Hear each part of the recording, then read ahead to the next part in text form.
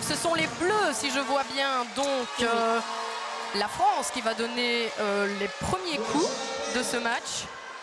Je rappelle avant le début de la rencontre que vous ne devez pas applaudir les points perdus par les adversaires, ne pas huer également les actions de jeu. Voilà, donc on l'entend justement le commentaire au bord du terrain où il précise évidemment que même les supporters ne peuvent pas siffler contre les adversaires parce que le kinball, la base, c'est vraiment le fair play et le respect. Oui, le fair play avant tout. Au niveau des règles, au niveau du jeu, vraiment, c'est ça que prône le kinball. Ça prône le kinball, mais en même temps, quand c'est comme ça une demi-finale, la compétition doit quand même parfois prendre le dessus, non? C'est vrai que la compétition prend le dessus, mais jusque maintenant, les supporters ont été vraiment respectueux envers les arbitres et envers les joueurs, et ça s'est très bien passé. Donc voilà, le compte à rebours, c'est terminé. Les filles se mettent en place sur le terrain. Le match va commencer dans quelques instants avec le coup d'envoi de la France. C'est parti. Très belle réception de Manon Roux.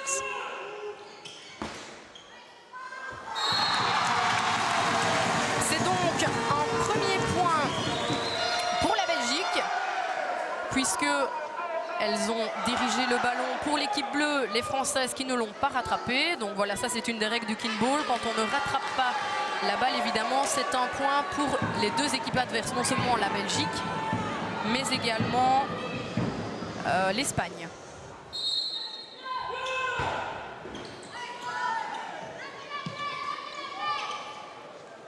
Alors évidemment, la Belgique et la France vont beaucoup se solliciter dans ce match. Oui, j'imagine qu'elles vont beaucoup se solliciter. Mais justement, c'est intéressant que les trois équipes, comme ça, on reste plus ou moins au même niveau des points. Comme ça, il n'y a pas une équipe qui domine vraiment l'autre, on reste au même niveau. C'est ça vraiment la particularité du kinball, puisque dans les autres sports, il n'y a que deux équipes qui s'affrontent. Donc toujours une généralement qui prend le dessus sur l'autre. Oui. Ici, par contre, pas. C'est vraiment pour que chacun puisse se donner à fond jusqu'à la fin du match, tout compte fait. Oui, c'est vraiment ça. C'est pour que chacun ait sa chance quand même. Et c'est bien différent dans des autres sports, parce qu'ici, on ne donne pas le point à celui qui marque, ou qui marque un point. On donne le point aux deux autres équipes de celui qui a fait la faute. Donc c'est vraiment une optique très différente. Oui, alors on le voit aussi, évidemment. Le kinball, c'est quand même beaucoup de courses. On voit qu'elles courent quand même partout et qu'elles occupent beaucoup le terrain. Oui, c'est des phases de jeu, des petites phases de jeu, des phases de jeu courtes, mais très rapides. On a besoin de beaucoup de réflexes, beaucoup de rapidité, plus que de l'endurance. Alors ici, c'est l'Espagne qui a la balle. Les Françaises sont sollicitées à nouveau.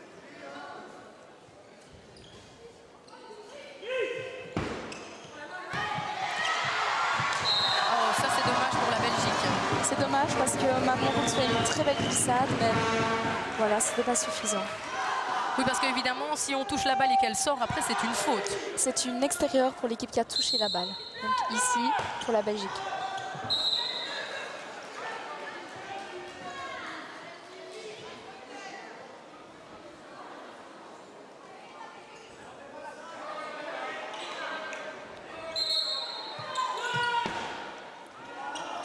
Alors on voit aussi que les Françaises sont très très forts, proches du ballon pour cette défense. Oui, en fait, il y a une rapprochée au kinball qui est obligée de se mettre vraiment très très proche du ballon parce que c'est elle qui va dévier le ballon aux autres joueuses.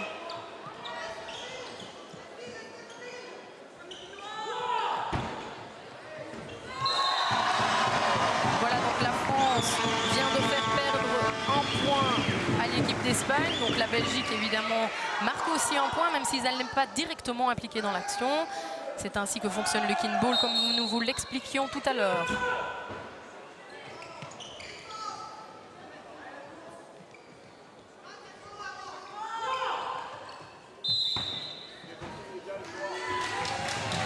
Alors ici, qu'est-ce qui s'est passé? Alors une joueuse espagnole a gêné l'attaque des Françaises. Donc ça s'appelle une défensive illégale. Donc c'est une défense qui n'est pas bonne, car elle a gêné les Françaises. Voilà, donc on voit ici, c'est l'Espagne qui a gagné finalement contre la France, qui n'a pas su récupérer le ballon à temps.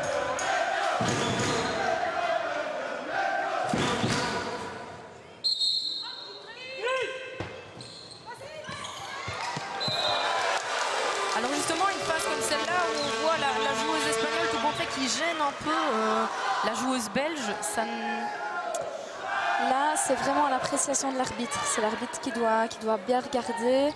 Mais c'est pas facile d'avoir les yeux partout parce qu'il y a beaucoup de joueurs sur le terrain.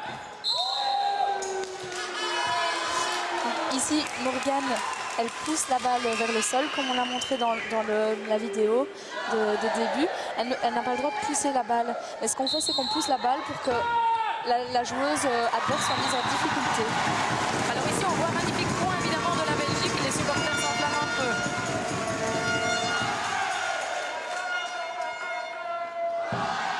Alors pour le moment, il y a 9 points en faveur de la France, 7 pour la Belgique et 8 pour l'Espagne.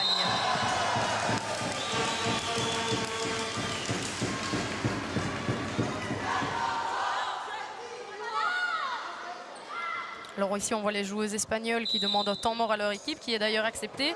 Généralement pendant ce temps mort il se passe quoi? Ça permet de se recadrer pardon, ou peut-être de faire une autre stratégie. Une autre stratégie, oui, ça peut être envisagé.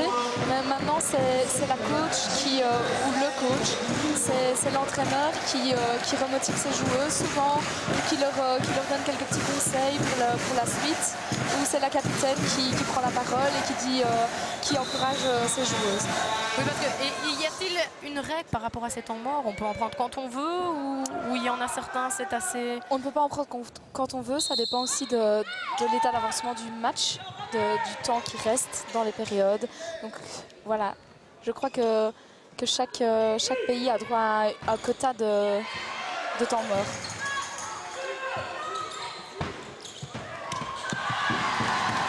Oui, alors quand on le voit, évidemment, les points s'enchaînent quand même assez rapidement, puisque c'est ça aussi le kinball, il faut avoir énormément de vitesse et de réaction. De vitesse, de réflexe et de réaction, c'est vraiment très important dans le kinball. Oui, et malgré tout, il n'y a pas de profil type de joueur, c'est vraiment un sport ouvert à tout le monde. Oui, c'est un sport ouvert à tout le monde. Il faut avoir des réflexes, être rapide, plus qu'endurant, je dirais. Et avoir quand même une force de frappe parce qu'il faut avoir de la force. Et au niveau de la défense, il faut être présent, il faut être actif, il faut être spontané, je pense. Oui, parce que les joueurs sont amenés à attaquer et à défoncer. Oui, tout à fait. D'ailleurs, une des règles du kinball, c'est qu'un joueur ne peut pas frapper 2 fois d'affilée. Oui, c'est exprès pour que tout le monde, évidemment, ait sa part de jeu, c'est ça. Toujours pour prendre le fair play. Oui, alors on voit un nouveau point de la Belgique. On fait une très belle balle sur ligne. Alors justement, en parlant de ces joueuses belges, on parlait de la capitaine. C'est l'une des meilleures joueuses de l'équipe? Oui, pour moi, c'est l'une des meilleures joueuses de l'équipe parce qu'elle a une vision du jeu très impressionnante. Elle voit bien les trous, là où elle doit frapper, mais elle sait aussi bien commander son équipe et expliquer ce qu'il faut faire convenablement. C'est la capitaine qui doit vraiment gérer son équipe lors d'un match?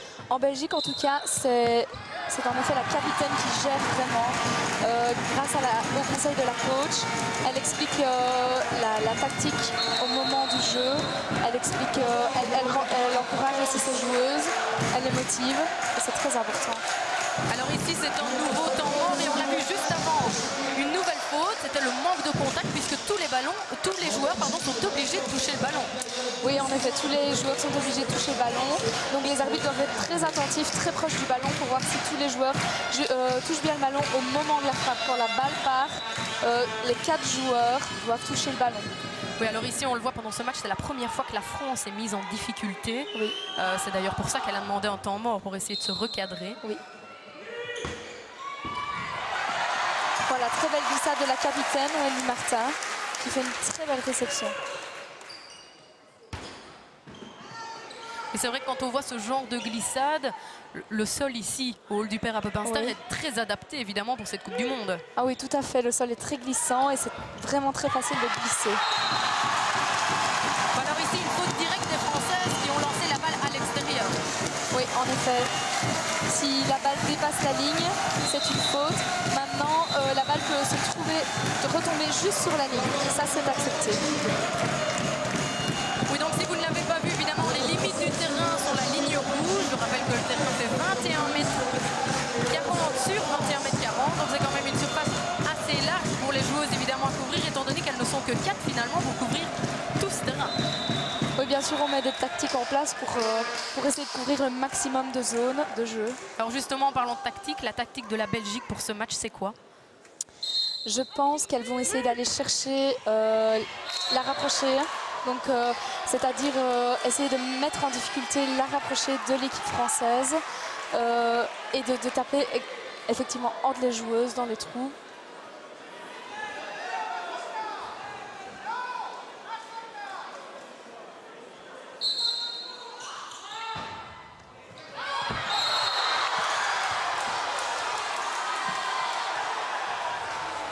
Alors ici, c'est peut-être un point pour l'Espagne.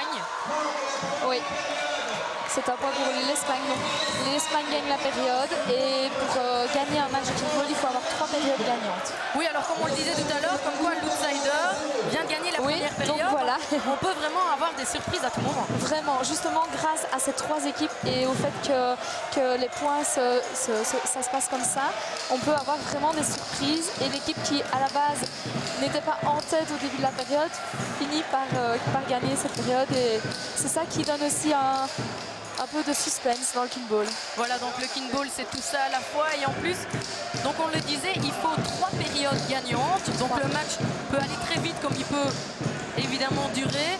Et ce sont des périodes de 7 minutes. Alors avant, ça fait pas si longtemps que le sport est connu, mais y a-t-il des règles qui ont déjà changé depuis le début du kickball? Les règles, je dirais, changent vraiment très souvent chaque année, justement parce que comme c'est tout nouveau, on essaye d'améliorer chaque année. Donc il y a des changements au niveau des temps de jeu, il y a des changements au niveau des fautes, il y a des changements au niveau de la défense même. On est passé cette année à 1 rapproché à la place de 2. Donc la rapprochée, c'est ce dont je parlais tantôt, c'est la personne qui se trouve vraiment très très proche du ballon pour dévier assez éloigné. Voilà, alors ici, on est évidemment entre les temps de jeu. Le coach comme ça peut recadrer ses joueuses. Il a droit à combien de minutes entre 2 périodes? Je ne sais pas exactement le temps entre 2 périodes, mais je sais que c'est très court, trop court souvent quand on veut faire le débriefing de la période qui vient de se dérouler. Voilà, alors on le voit que la capitaine n'est plus sur le terrain, puisqu'évidemment on peut faire des changements assez souvent. On peut faire autant de changements qu'on veut. Ça, c'est vraiment au coach de gérer son équipe. Oui, autant de changements à n'importe quel moment. Et ça, justement, les changements, ça ne rend parfois pas le match plus difficile quand on a établi une tactique en 4 joueuses et que ce sont 4 autres qui viennent nous remplacer? Ça, chaque équipe, chaque pays a sa vision des choses. Je sais que la Suisse aime bien changer souvent ses joueuses. Par contre, la Belgique préférera ne les changer qu'à la fin de chaque période.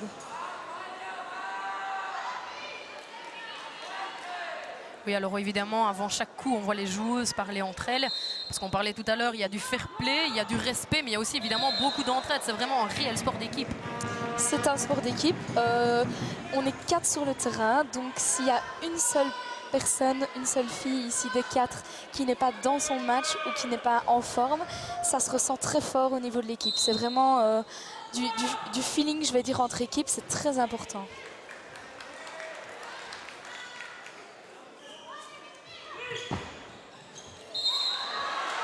Alors là justement, la joueuse belge a touché le ballon avec ses jambes.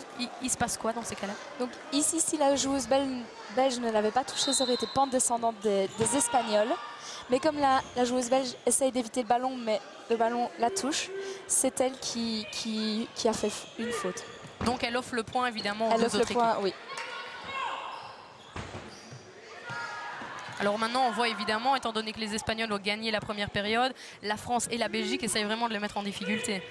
Oui, tout à fait. Il ne faut pas que les Espagnols reprennent une deuxième période. Ce sera un trop gros risque parce que c'est 3 périodes gagnantes et donc 2, ça donnerait beaucoup de chance aux Espagnols d'avoir la 3e période.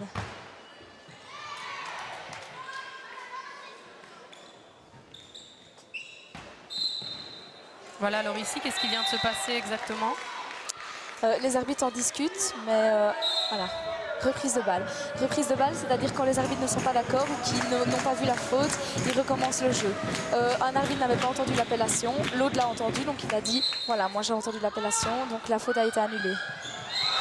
Très belle balle. ici, qui tombe juste sur la ligne. Donc les Espagnols essaient de l'éviter pensant qu'elle va dehors, mais la balle est bonne, donc la Belgique marque un point. Alors justement, le fait de viser les extérieurs, ça fait partie évidemment de la tactique pour mettre l'autre équipe en difficulté. Oui, tout à fait, parce que l'équipe alors se demande si elle est dehors, si elle n'est pas dehors. Et alors, c'est difficile de rattraper une balle sur ligne parce qu'on a toujours peur de nous l'envoyer dehors. Alors ici, on vient de voir évidemment la France qui mettait l'Espagne en difficulté. Quand il y a des trous, évidemment, ça devient beaucoup plus difficile. Oui, tout à fait, c'est difficile quand il y a des trous. Et souvent, très souvent, les joueuses remarquent très vite les trous et s'occupent de frapper là exactement où le point pourrait être marqué.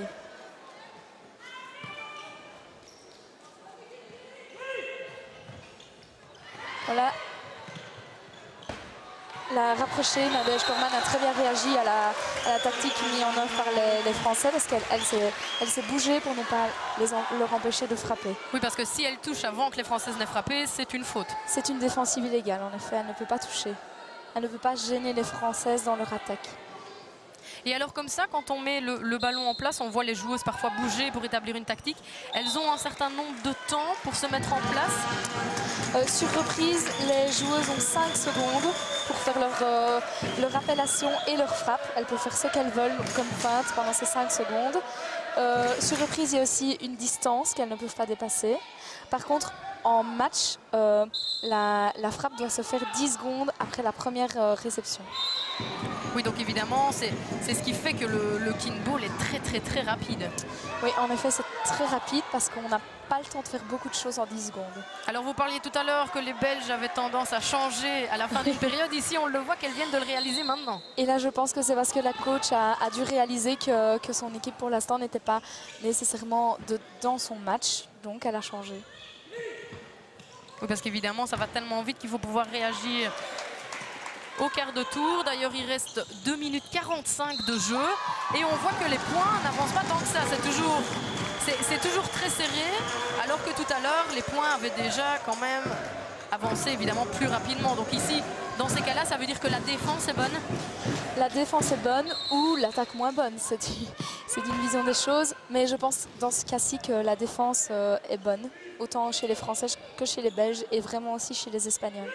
Oui, parce qu'on voit ici, évidemment, il n'y a vraiment pas une équipe qui est en dessous d'une autre. Elle se sert vraiment très bien, ce qui promet évidemment une très très grosse demi-finale. Quand c'est serré comme ça, on n'a pas trop peur d'y arriver ou ça met peut-être une pression positive aux joueuses? Ça dépend vraiment des joueuses. Il y en a qui vivent un peu plus mal la pression, qui préfèrent avoir 5 points d'avance. Mais souvent, on remarque que quand les joueuses ont 5 points d'avance au début de la période, à la fin de la période, elles n'ont plus ces 5 points d'avance parce qu'elles font comme s'ils étaient acquis. Oui, alors là, on vient de le voir, évidemment, une très très belle réception de la capitaine. Très belle réception, oui.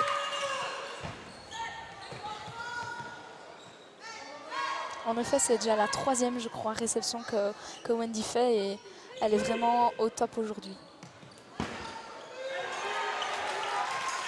La rapprochée a très bien dévié sa balle. Parce que ça, c'est important, évidemment, de pouvoir dévier au plus près la balle.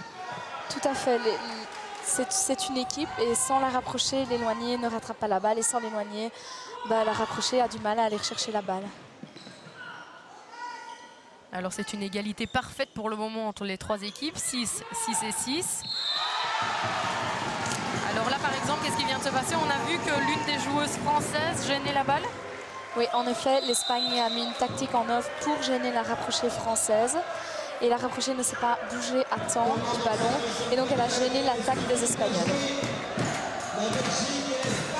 Alors, il ne reste plus tant de minutes de jeu que ça. Et il y a tout de même un point mort parce que c'est tellement serré, évidemment, qu'il faut qu'une équipe parvienne à se dégager pour cette deuxième période. Oui, tout à fait. Ça peut jouer vraiment dans les 10 dernières secondes. Ça, c'est déjà vu. Et si, par exemple, les 3 équipes sont à égalité parfaite à la fin d'une période, comment on fait pour les départager? Il y a une prolongation de 5 points avec les 3 équipes. Donc, et pareil, évidemment, si en fin de match, des périodes sont identiques, j'imagine qu'il y a aussi des prolongations. Oui, tout à fait. La première place donc, viendra à celle qui a gagné ces 3 périodes. Et par contre, si les 2 autres équipes ont le même nombre de périodes, on fera une prolongation de 5 points. ici, on peut voir que la dernière minute au kickball, la dernière minute de chaque période est coupée à chaque phase de jeu. Il y a juste la dernière minute, sinon... Juste la dernière minute. Sinon, les minutes défilent. Sauf la dernière minute. Les minutes s'arrêtent en fonction des coups de sifflet des arbitres.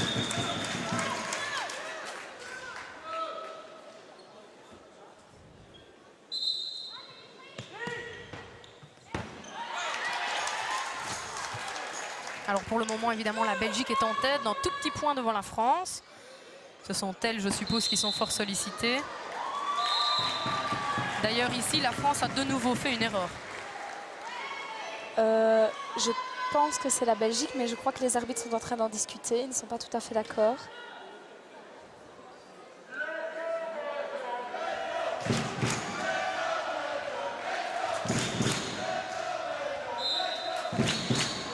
Défense illégale bleu.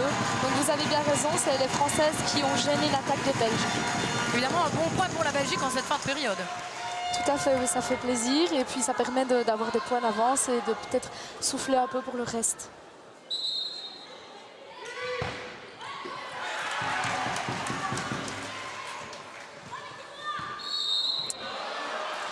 Donc ici, je pense que c'est une appellation, oui, faute d'appellation. C'est une appellation tardive, c'est-à-dire que la joueuse qui appelle frappe en même temps et l'arbitre n'a pas le temps de répéter la couleur. Oui, donc elle est obligée évidemment de crier Omnikin suivi de la couleur de l'équipe qu'elle veut solliciter avant que la joueuse ne frappe. Oui, tout à fait. L'arbitre doit avoir le temps de répéter avant la frappe.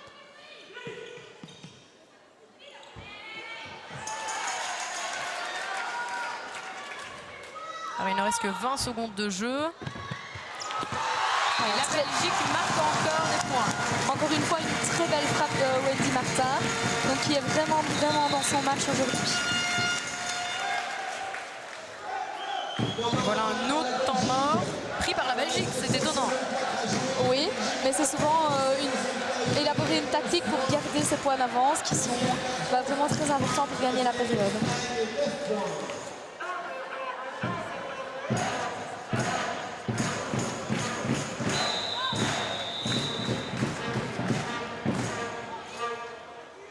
Alors il ne reste que 15 secondes de jeu. On espère évidemment que la Belgique reste devant pour qu'elle puisse gagner cette deuxième période. Tout à fait, mais en 15 secondes, tout peut encore changer. Très belle réception là d'ailleurs.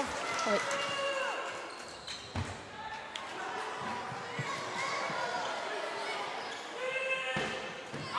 Voilà, la Belgique gagne la période, elle est sûre de la gagner. Évidemment, ça va être public en feu, c'est ça. Oui, les supporters sont vraiment au taquet, ils sont présents, ils font du bruit et ça fait vraiment chaud au cœur, surtout que la Belgique ici vient prendre une période et enfin, voilà, on est super contents. Alors justement, on en parlait au début du match. La France était considérée comme favorite, mais on le voit, c'est encore la seule équipe qui n'a pas encore gagné ce soir. C'est vraiment la joie du kickball, c'est que rien n'est acquis.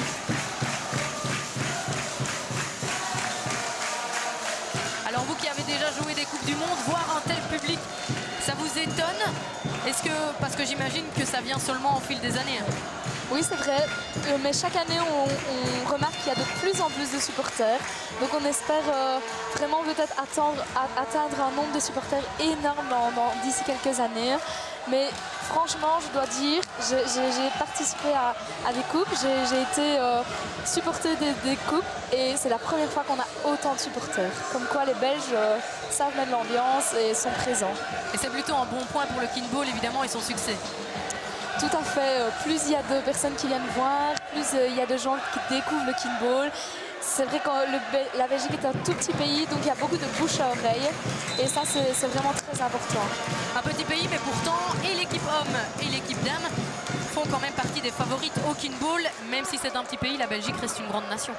Oui, c'est vrai, mais aussi la Belgique fait partie des pays qui est dans la Fédération internationale depuis le plus longtemps, 2001 si je me souviens bien.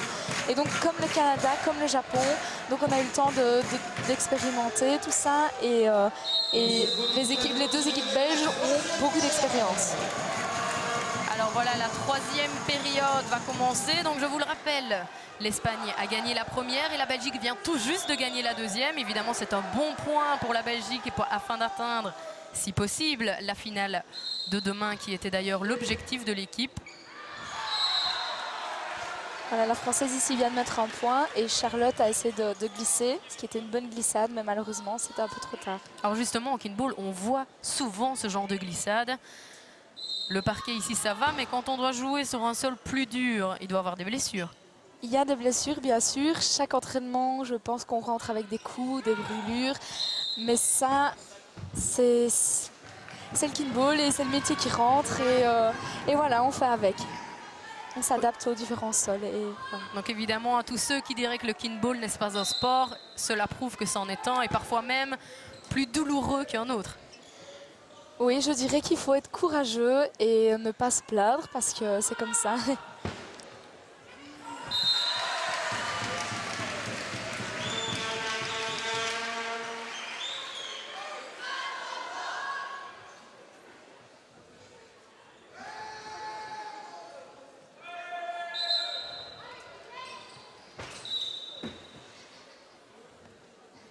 Donc ici, il y a eu une faute sifflée par l'arbitre. Non, c'est une reprise de balle. Donc l'Espagne recommence son attaque. Et pourquoi? Certainement parce que l'arbitre ne sait pas quelle faute il sait. Donc s'il y a eu une faute ou pas, donc il préfère recommencer plutôt que de dire une bêtise.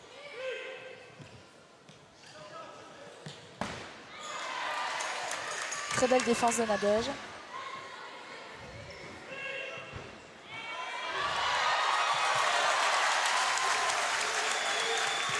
Alors on le voit ici, tant que la joueuse n'est pas à l'extérieur du terrain, c'est toujours bon.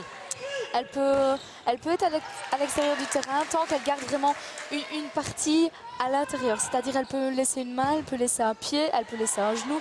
Tant qu'il y a vraiment quelque chose qui reste dans le terrain, elle peut aller récupérer le ballon à l'extérieur. Alors ici on vient de voir justement la Belgique qui a mis à mal les Françaises, puisque c'est un extérieur et que les Françaises, malgré la glissade, n'ont rien pu faire. Non, en effet, les Françaises ont essayé de rattraper la balle, mais elles l'ont mise dehors.